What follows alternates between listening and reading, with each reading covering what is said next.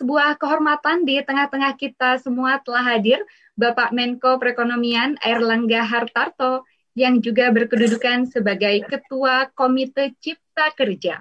Komite Cipta Kerja, Bapak Ibu dan hadirin, bertugas untuk merumuskan dan juga menyusun kebijakan program Kartu Prakerja serta melakukan pengendalian dan evaluasi pelaksanaan program Kartu Prakerja.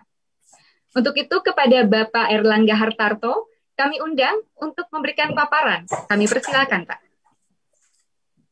Terima kasih. Assalamualaikum warahmatullahi wabarakatuh. Salam sejahtera bagi kita semua. Shalom. Om Swastiastu, Namo Buddhaya.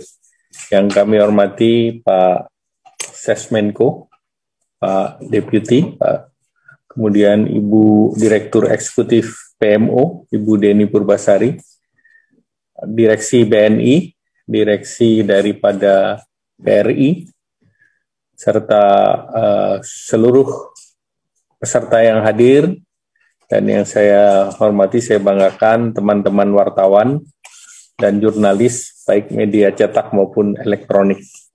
Pertama-tama marilah kita panjatkan puji syukur kehadirat Allah Subhanahu wa Ta'ala, karena berkat rahmat dan ridhonya lah, maka kita dapat hadir dalam acara video conference pembukaan batch atau gelombang ke-12 program Kartu Prakerja.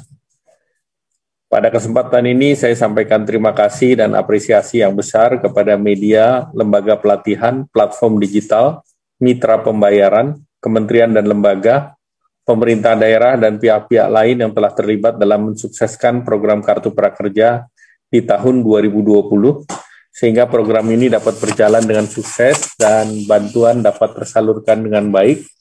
Kerjasama dan dukungan Bapak Ibu sekalian tentunya sangat diperlukan dalam pelaksanaan program Kartu Prakerja tahun 2021 ini. Pada tahun 2020, Kartu Prakerja sudah tersalur sesuai target kepada 5,5 juta penerima dari 11 gelombang pendaftaran, dan penerima ini terdistribusi secara merata dan secara proporsional di 514 kabupaten dan kota dari 34 provinsi di Indonesia, dengan 3 provinsi terbanyak yaitu Jawa Barat, Jawa Timur, dan DKI, serta 3 provinsi lain sudah bisa menjangkau Papua Barat, Papua, dan Maluku Utara. Selain capaian dan output tersebut, program Kartu Prakerja dari segi outcome, di mana selain untuk memberikan keterampilan dan meningkatkan kompetensi, program juga terbukti sebagai instrumen perlindungan sosial yang melindungi daya beli penerimanya, dan hasil survei BPS di tahun 2020 menunjukkan bahwa 88,9% dari penerima prakerja menyatakan keterampilan kerjanya meningkat 81,2% dan menyatakan insentif yang diterima dipakai untuk kebutuhan sehari-hari. Program Kartu Prakerja juga mendorong kebekerjaan dan kewirausahaan, dan hal ini dapat dilihat dari hasil survei evaluasi yang dilakukan oleh PMO kepada jutaan penerima prakerja. Sebanyak 35% penerima awalnya menganggur. Kemudian juga pada saat dilakukan survei evaluasi mengatakan telah bekerja atau berwirausaha, dan ini juga menyatakan bahwa 70% dari dana yang diterima digunakan untuk modal usaha.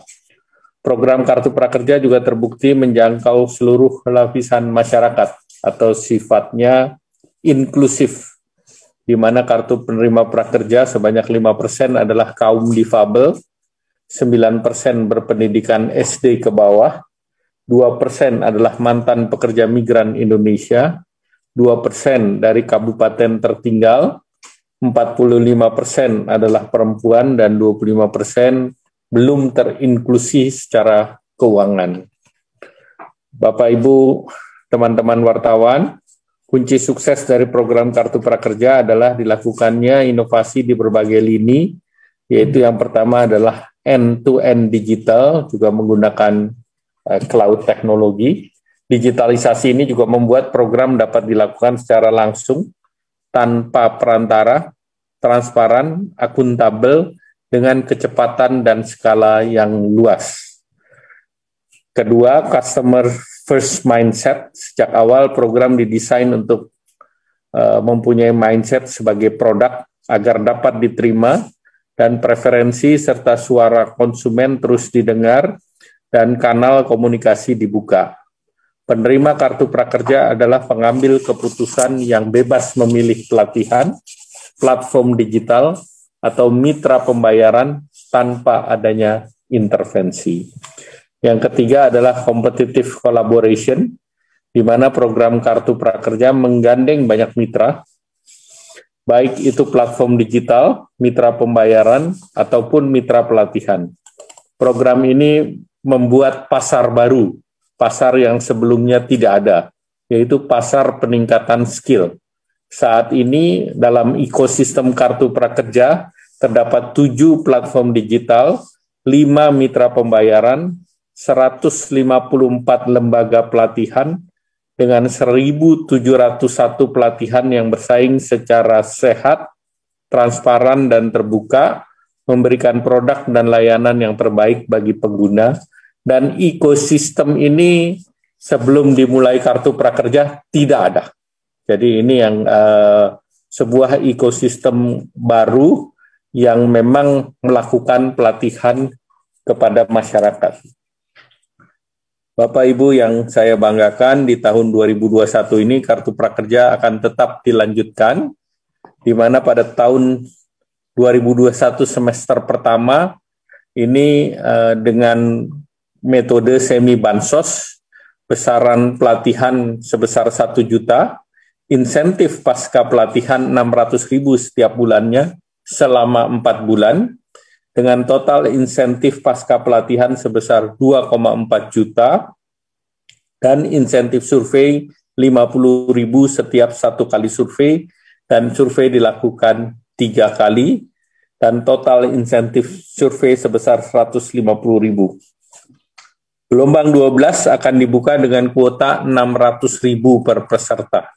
Jadi 600.000 peserta ini merupakan kemampuan daripada teknologi daripada kartu prakerja, dan target pesertanya adalah 2,7 juta, dan ini diharapkan bisa selesai dalam bulan Maret mendatang, dan target peserta adalah 2,7 dengan anggaran sebesar 10 triliun.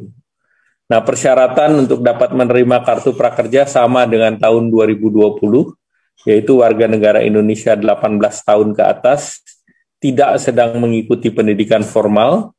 Program ini ditujukan untuk pencari kerja yang sedang menganggur, pekerja, ataupun wira swasta, dan kami juga mengajak para pekerja yang dirumahkan ataupun kehilangan pekerjaan, dan para pelaku usaha mikro maupun kecil yang terdampak ataupun tutup usaha karena pandemi COVID-19 untuk mendapatkan pendaftaran dalam program kartu prakerja. Selain itu, penerima kartu prakerja tidak dapat diberikan, sekali lagi saya mengatakan tidak dapat diberikan kepada pejabat negara, TNI Polri, ASN, anggota DPRD, DPR, BUMN, BUMD, kepala desa, perangkat desa, dan pejabat BUMN maupun BUMD.